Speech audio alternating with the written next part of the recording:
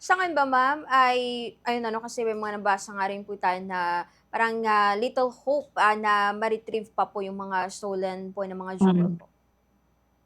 Totoo po 'yan kasi ang supposition po nila is that, they did not, steal these jewels para manatili sa original form niya.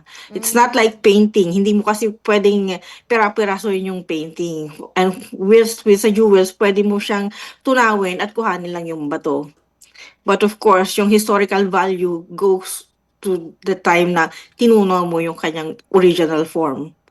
mm, And they can still sell that for millions of euros. And of course, profitable pa rin po siya.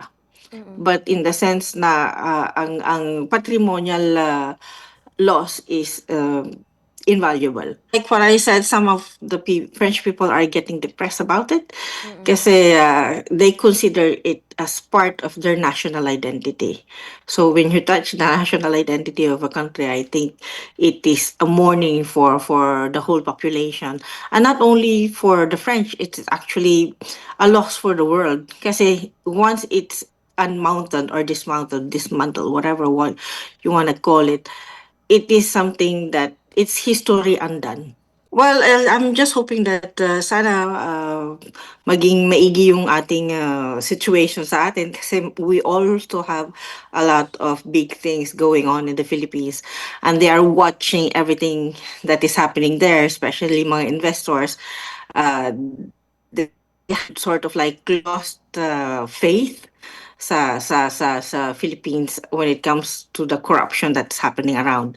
And very famous po yung yung flood control corruption that is happening in the country. And they're not believing what is happening right now, in fact.